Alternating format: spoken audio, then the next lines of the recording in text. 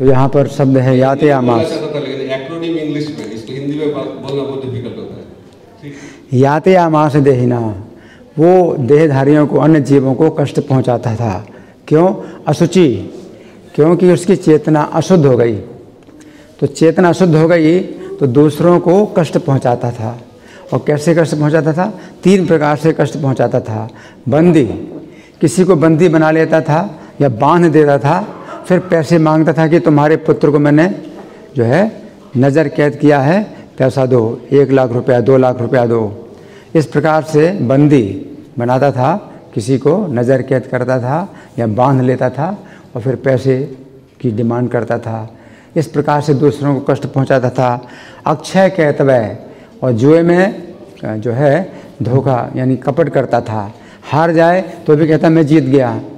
जैसे कि रुक्मी था तो बलदेव जी के साथ जुआ खेल रहा था, तो हारता था वो, लेकिन वो जो है कपट पूर्वक बोलता था मैं जीता, मैं जीता, है ना। तो बलदेव जी को बहुत मतलब क्रोध आया, अंत में तो मारा गया बलदेव जी के हाथों।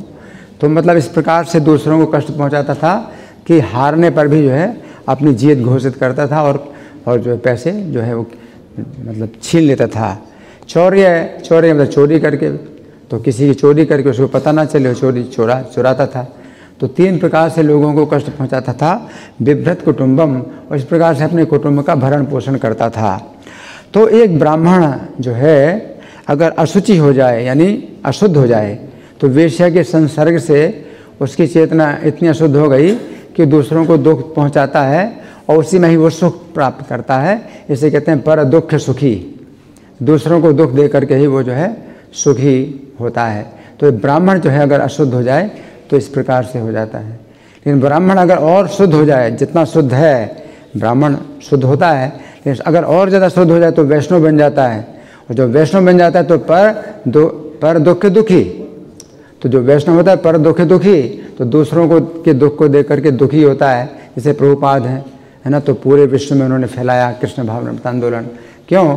देखा उन्होंने कि मतलब कैसे संसार दावानल लिए ढिलो का, संसार की दावानल, संसार रूपी जंगल की दावानल में लोग जल रहे हैं, तो त्राण आए हैं, तो कारुण्य है, तो उनकी रक्षा के लिए उन्होंने मतलब किया, तो पर दुख दुखी।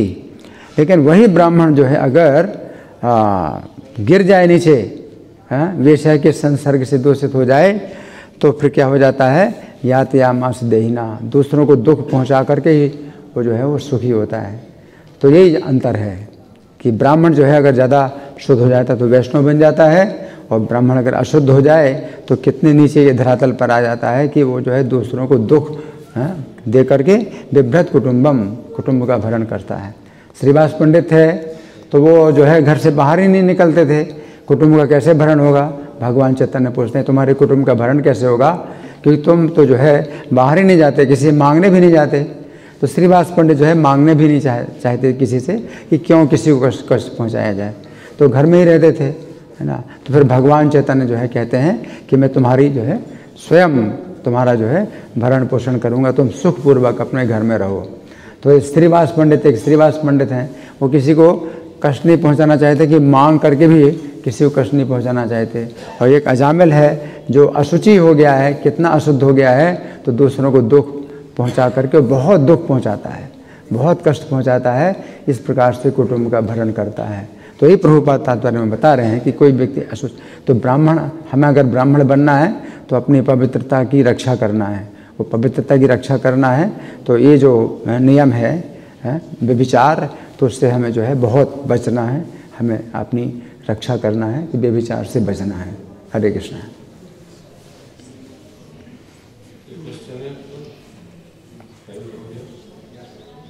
हरि बोल।